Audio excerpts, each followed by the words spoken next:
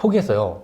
아, 포기하셨어요? 네, 그걸 포기하는데 그게 어디예요? 지금 그 용인에 있는 모 아파트였는데 그게 2배 이상 올랐더라고요.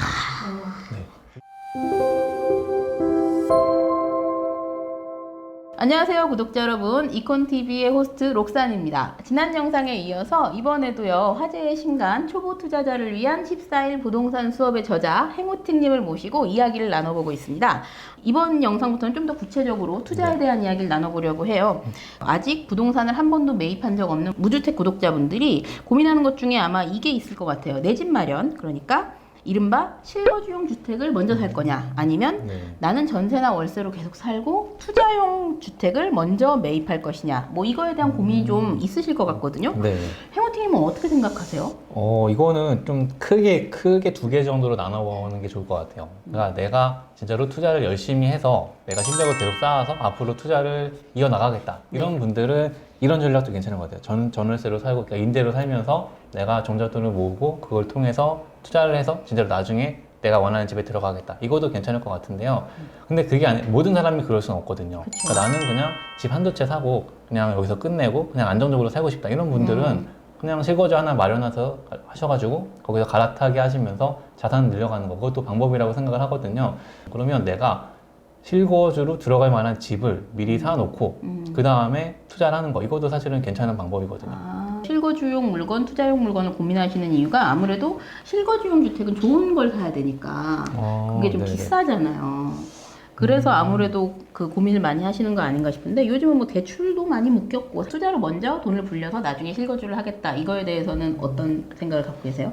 좋은 집을 살고 싶은 거 당연해요. 근데 예를 들면 지금 10억짜리 집을 살고 싶어요. 근데 내 능력은 6억밖에 안 되는 거예요. 4억이 부족하죠. 근데 10억짜리 집이 내가 진짜로 투자를 잘해서 다른 데서 이렇게 잘 굴려가지고 와서 4억을 붙여서 10억을 딱 갖고 오면 얘가 10억이 아닐 가능성이 높겠죠. 더 올라서? 12억이 될 수도 있고. 왜냐면 나도 좋아하는 그 집인데 그 10억이 안 머물러 있을 가능성이 높거든요. 떨어질 가능성은 없어요? 떨어지면 더 좋은데. 좋은데? 네, 떨어지면 좋은데 오를 가능성이 있으니까.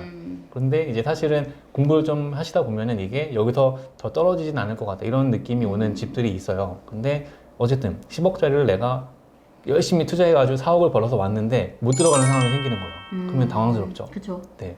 그래서 아까 말씀드린 것처럼, 근데 10억짜리를 지금 살려면 10억은 좀 나오니까 5억으로 낮출게요. 5억짜리를 지금 산다 그러면은 담보대출을 받는다 하더라도 거의 내 돈이 한 2억 가까이 있어야 되거든요. 그쵸. 근데 그러면은 내가 거기 2억을 깔고 앉아서 5억짜리 집을 사는데, 그 5억짜리인데 예를 들면 얘를 전세를 4억에 넣을 수 있는 집이 있을 수도 있어요. 대출보다 전세가 더 잘 나오는 경우도 있으니까. 그렇죠. 전세가율이 한 80% 된다 그러면 5억짜리 집에 전세를 4억을 놓는 거예요. 그 집을 미리 사놓는 거죠. 그죠. 그러면 내 돈이 1억만 들어가고 1억이 남네요? 1억이 남죠. 그 1억을 가지고 투자를 하는 거예요. 근데 1억을 가지고 투자를 해서 제가 올라오잖아요. 5억에서 6억이 돼 있을 수도 있잖아요. 그렇죠. 네. 투자는 투자대로 불리고 내 그쵸. 집은 내 집대로 내 불어나고. 집은 미리 내가 난 저기 들어갈 거야. 그걸 잡아놓고 그 다음에 지방에서 뭐 다른 곳에서 투자를 불려가지고 오면 그걸 합쳐서 들어갈 때는 뭐가 좋냐면요. 얘가 5억에서 6억이 돼 있잖아요. 6억에 대해서 대출이 더 나오는 거죠. 5억일 때 대출보다 6억일 때 대출이 더 많이 나오니까. 집값이 올라가니까 그거에 비례해서 대출이 조금 더 올라갈 수 있는. 네, 그 대출 금액까지 하고 내가 투자로 불려놓은 돈까지 넣으면은 결과적으로는 이제 돈이 남는 2년 전에 비해서, 그러니까 그 집을 처음 샀을 때에 비해서 돈이 남는 그런 구조가 되기 때문에 미리 좀 내가 들어가서 실거주하고 싶은 집을 사놓는 거, 전세를 끼고 사놓는 것도 괜찮은 것 같아요. 이게 또 두 개를 완전히 분리해서 생각할 게 아니라 두 개를 또 같이 가져갈 수도 있는 거네요. 그렇죠. 그냥 당장 내가 들어가서 사는 거 그 문제만 해결된다 그러면은 사실은 뭐 무리해서 거기 깔고 앉을 필요는 없으니까요. 그리고 내가 살고 싶은 집은 5억짜리인데 내 돈이 그만큼의 돈이 없으면은 약간 그런 고민할 것 같아요. 그러니까 아무래도 중심지에서 좀 멀어지면 집값은 좀 저렴해지고, 그죠?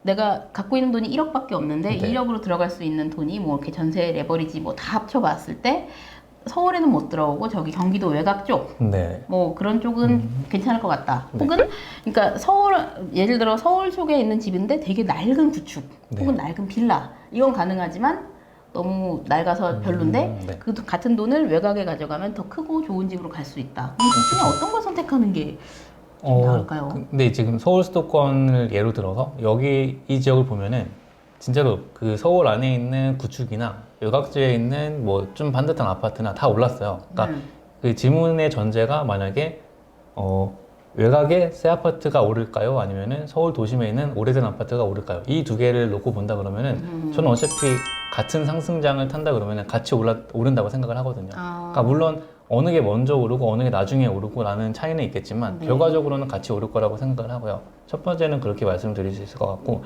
두 번째는 그 서울 도심에 있는 낡은 아파트는 이제 출퇴근하고 하기는 되게 편할 거예요. 그쵸. 근데 거기서 뭔가 아이들을 키우고 살기는 좀 불편한 환경이 될 수 아무래도 있거든요. 집도 작을 수밖에 없고 오래됐고 그쵸. 낡았고 그 주변에 막 아무래도 좀 낙후된 오래된 아파트들 주변이 그렇게 생활한 게 반듯하지가 않거든요. 그쵸, 근데 대신에 외곽주로 나가면은 보통 이게 신도시라고 하는 새 아파트들 쫙 있고 앞에 유모차 끌고 나가면은 뭐 상가부터 해서 병원, 학원 다 있고 이런 데가 있으니까, 그러니까 예를 들면 저희 아내가 옛날에 분당에 살았어요. 저희가 되게 구축 낡은 아파트였을 거 아니에요. 그러다가 동탄으로 이사를 갔어요. 그 동탄에 전세로 갔거든요. 투자금을 마련하기 위해서 나중에 우리 실거주를 할 거를 이제 밀어놓고 일단은 전세로 살자. 그래서 동탄으로 갔는데, 동탄 갔을 때 그 집을 딱 보러 갔는데요. 그 34평, 그 포베이, 소위 포베이라고 하는 방 3개, 화장실 2개 거기 갔는데 이런 거 있어요. 딱 그 현관문을 딱 여는데 안에 눈빛이 딱 바뀌는 게 느껴지는 거예요. 따라라란따. 그 맨날 구축 그 아파트에 살다가 거기 딱 가서 문을 딱 열어서 안에 눈이 바뀌는 걸 보고 아, 여긴 계약을 해야겠다.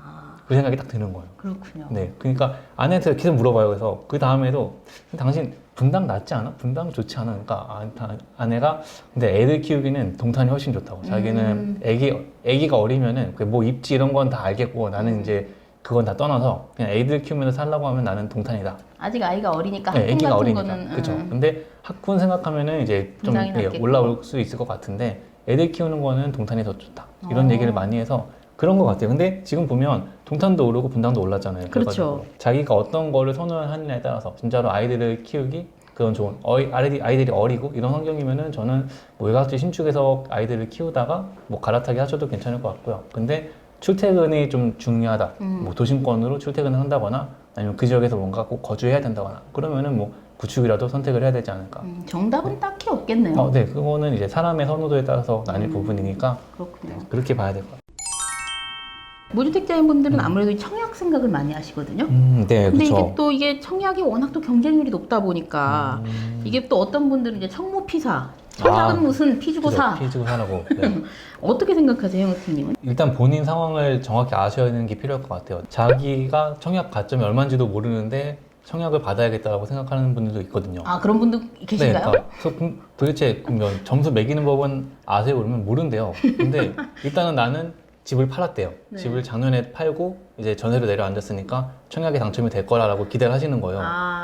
그래가지고 근데 쉽지 않을 거다라고 얘기를 해도 근데 언젠간 될 거니까 공급을 늘리니까 새 아파트가 많이 생기니까 될 거라고 하는데 진짜 전략적으로 막 그 청약 점수를 가점을 계산해서 그런 분들도 계시거든요. 그렇죠. 방향성이 있고 정확하게 내가 실거주하고 싶은 집을 사기 위해 청약 조건이 맞는지 이걸 먼저 확인해 보시고 그 준비가 되신 분은 뭐 저는 개인적으로 청약에 계속 도전하시는 것도 나쁜 방법은 아니라고 생각해요. 근데 물론 가점이 낮으면 근데 가점이 낮으면 사실은 뭐 조금 결단이 필요할 것 같아요. 내가 여기서 가점을 계속 쌓아가느냐 아니면은 진짜로 아까 청무피사 아니면 그냥 인근에 있는 기축을 사시든지 그런 것들이 필요한데 근데 기본적으로 청약이라는 게 약간 운이 필요한 거잖아요. 그렇죠. 그게 제가 좌우할 수 있는 운이 아니잖아요. 그렇죠.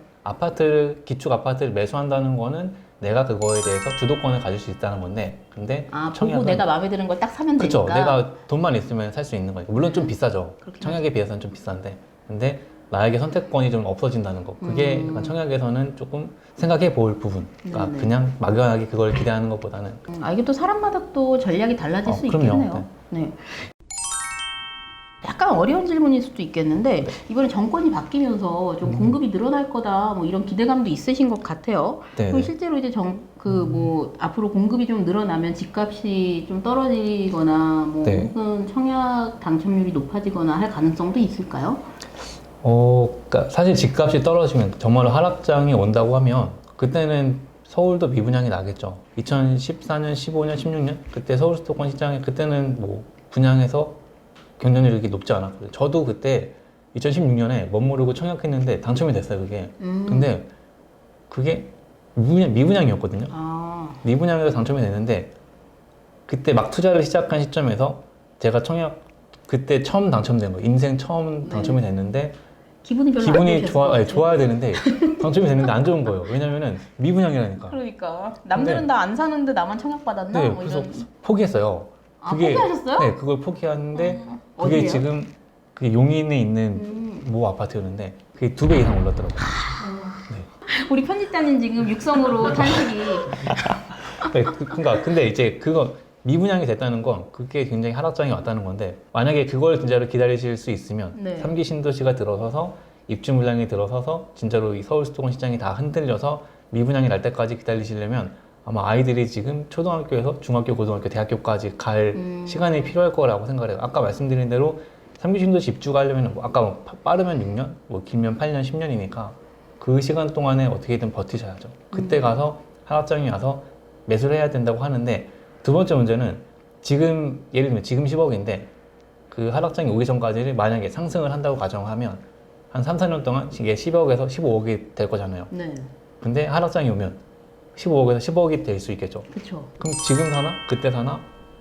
큰 차이가 없을 수도 있을 거잖아요. 그런 식으로도 생각을 할 수 있는 거예요. 하락장이 왔을 때 예전에 진짜로 얘가 얼마까지 올라서 얼마까지 떨어졌는지 이런 걸 보면은 10억짜리가 15억 된 다음에 다시 10억 된 다음에 내가 사는 거나 그냥 지금 10억짜리를 사서 사는 거나 아니면 지금 10억짜리를 사서 살다가 그때 가서 새 아파트로 갈아타기를 한다거나. 상기 신도시만 너무 막연하게 기대를 갖는 거는 그러니까 내가 진짜로 여기 당첨 가능성이 있으면은 괜찮은데 그게 아니면은 조금 잘 살펴보시는 게 필요할 것 같아요. 무조건 청약 다 되는 거 아니니까 꼭 가점 계산해 네. 보시고 네. 네. 하시면 좋을 것 같습니다.